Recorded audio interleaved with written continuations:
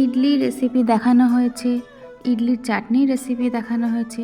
আমাকে কেউ কেউ বলেছে যে সাম্বার ডালটা কবে দেখাবি, তাই আজকে সাম্বার ডালের রেসিপি নিয়ে আপনাদের সামনে হাজির হলাম।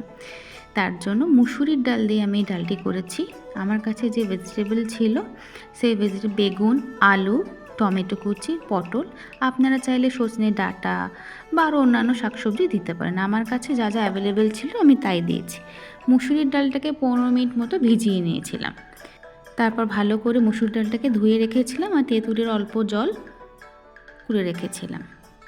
এইবার অন্যদিকে একটি প্রেসার কুকারে সামান্য সর্ষের তেলের মধ্যে দুটো শুকনো লঙ্কা, কারি পাতা আর কালো সর্ষে আর পেঁয়াজ কুচি ফোড়নে দিয়ে লাল লাল করে ভেজে নিয়ে কেটে রাখা সবজিগুলো দিয়ে দিয়েছি একে একে। টমেটোটা আমি 2-4 মিনিট পরে অ্যাড করেছি। পরিমাণ মতো হলুদ, সামান্য লবণ আর খুব সামান্য চিনি। চিনিটা চাইলে আপনারা স্কিপ করতে পারেন, বাট তেঁতুলের পাল্প পড়বে সেই কারণে চিনিটা দিলে রান্নার ব্যালেন্সটা থাকবে।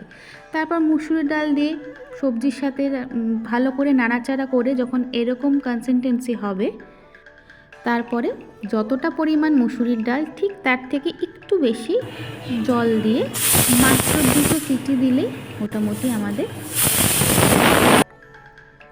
আমাদের ডাল রেডি। যদি আপনারা চান আরেকটু পাতলা খাবেন তো আপনারা আরেকটু জলের পরিমাণ বাড়িয়ে দেবেন। আমি একটা কাঁটার সাহায্যে সবজিগুলোকে ভালো করে একটু ভেঙে ভেঙে দিচ্ছি।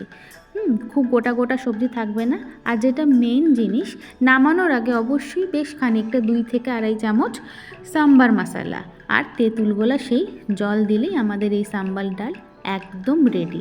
দেখুন ঠিক এইরকম।